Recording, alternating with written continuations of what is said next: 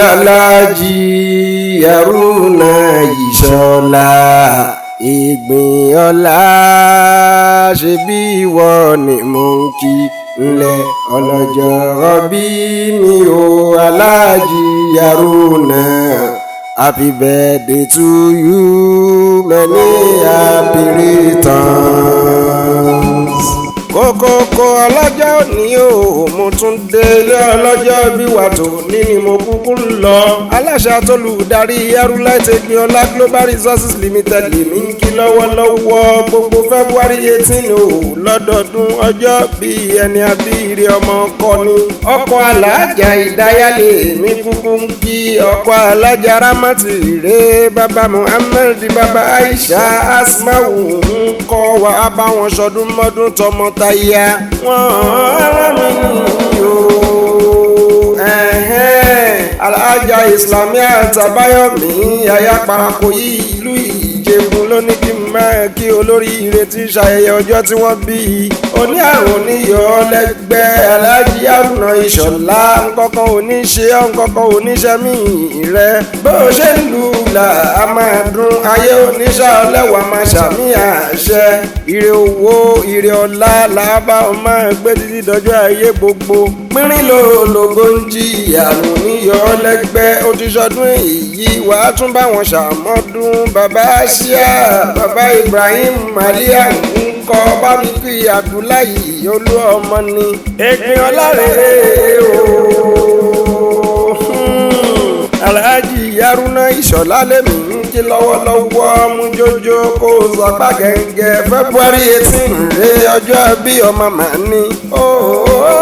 Yà ó ìlú rẹ ni mo fẹ́ máa kì ọ́ rè lọ́wọ́lọ́wọ́. Alhaja Islamia Tabayomi tí ní kí n máa kì ọ́ kórí owó ó ní Alhaji Haruna èéṣẹ́ ní báwọn Saki yà ó. Saki níyà ọmọ ogun òòrọ̀ kí àgbẹ̀dẹ òòrọ̀ bàbá àjèjì kì í báwọn ará Àṣàbàrí tẹ̀rù tọmọ ní báwọn rè lógun ológun ò ní kéré Àṣàbàrí ò ní kọjá lọ́jọ́ tó bá dijọ́ ọjà ẹran ní Àṣàbàrí lọ́jọ́ tó bá dijọ́ ààrẹ ẹran ní sólógun ológun ọ̀hún ni mò ń gbójúlé mẹ́bí Àṣàbàrí náà ni mo fẹ̀yìntì tí mo fi ń búyà jẹ́ tí mo fi ń yan gírí mọ́ ń jáyé níwájú ẹlẹ́yẹ àgbò dúdú ni bàbá yìí fi ń gbọ́ Àṣàbàrí ewúrẹ́ dúdú ni bàbá yìí fún bológun ẹni ò bá lè jà kó má ṣe bá wọn dáṣà à ń gbé ní Saki o. Saki gbèrè kó tó wọ kó má bàa sá kíjokíjo tó bá dọjọ́ ogun. Àní mo ní àjèjì tó bá bá ẹyin dá Àṣàbàrí wọn á ní kí ni tiwọn. Igun mẹ́rin nílùú ní Saki ló lórí nínú kájagun. Ìkòyí Ọlọ́fà ní ìkejì rẹ̀. Ìbàdàn nílé Olúyọ̀lé làmọ̀ ṣìkẹta. Ìjàyè Ọgbà ló di kẹrin ọ̀hún mú ẹni ẹ bá rí ọbí. Ọmọ òkè rabata òkè rabata. Ọdẹ rabata lórí ìṣìkìtì bòlú Àṣàbàrí dòríkìtì bọmọ. Egbinola bàbá Nífà bàbá Amadu bàbá Zainabu ni mò ń kí lọ́wọ́lọ́wọ́. Bébí ìwọ ṣàlọ́mọ ara alágbẹ̀dẹ ọmọ awórin túnrin rọ. Bẹ́tẹ̀dẹ̀ délé ayé ọmọ alágbẹ̀dẹ ní bá kúkú jẹ́. Bó òfin náà rà lágbẹ̀dẹ wọn ló ṣeun. Bó òfin náà rà lágbẹ̀dẹ wọn ló ṣeun. Fínà kúkú ń bẹ lẹ́nu alágbẹ̀dẹ ọmọ alárẹ̀ ọdẹ. Mo ní bó òkúkú sí onírè àòkúkú roko. Bó òkúkú sí onírè àòkúkú yẹnà.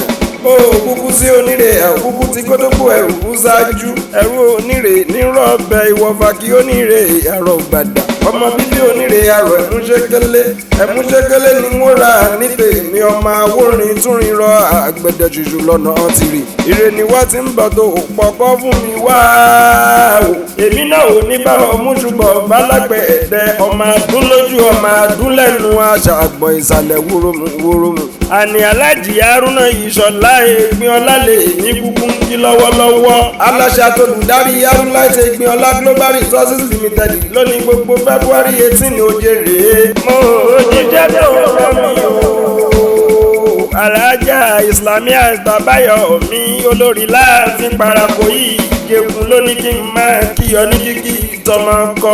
oníwèní tẹ́wèní tí wàá ṣe ìṣàmọ́ ọdún nínú ọlá ńlá ẹni ẹlẹ́ni onígbàṣe ìrẹsẹ bí wọ́n bá wá bí yín wípé ta ló kọrin wì sí yín létí ẹ bá mi máa sọ fún wọn wípé ta ló yẹ kó tún jẹ́ ta ni Ìdòwú Iyèṣálẹ̀ èmi kúkú ń jẹ́ Ìjẹ̀bú Waterside lèmi kúkú ti wá ọmọ Ìwòpín Ajídàgbọ̀n rèmi òwò Ìdòwú ọmọ Ògùn bá